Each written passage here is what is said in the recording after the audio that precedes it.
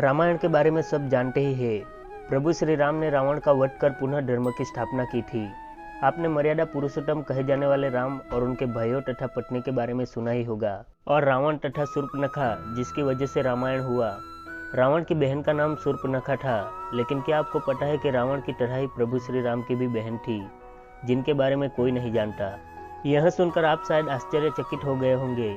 आज के एपिसोड में हम इसी विषय ऊपर चर्चा करेंगे। सागर भक्ति में आपका हार्दिक नमन। अयोध्या के राजा दशरथ की 3 पत्नियां थी।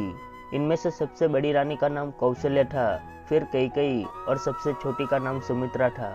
राजा दशरथ को इन 3 रानियों से 4 पुत्र हुए थे, लेकिन इन 4 पुत्रों से पहले दशरथ की एक बेटी भी थी जिनका नाम शांता था। शांता राजा दशरथ और माता कौशल्या की पुत्री थी। शांता युद्ध कला, विज्ञान और साहित्य कला में माहिर थी।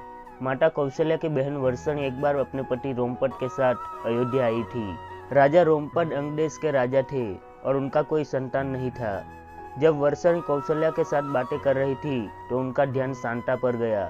शांता को देखते ही वर्षणी के मुख से यह शब्द निकल पड़े कि वो भी शांता की तरह एक संतान चाहती है। वर्षणी की बातें सुनते ही राजा दशरथ ने उनको शांता को गोद देने का वचन दे दिया। फिर वर्षणी और रोमपद शांता को लेकर अंगदेश चले गए और शांता भी अंगदेश में अपना जीवन जीने लगी। लेकिन जब राम को अपनी बहन शांता के बारे में पता चला तो उन्होंने भाई का प्यार दिया। तो आपको पता चल ही गया होगा कि प्रभु श्री राम की एक बहन भी थी जिनका नाम शांता था। अगर आप शांता के बारे में पहले से ही जानते थे तो हमें कमेंट करके ज़रूर बताएं।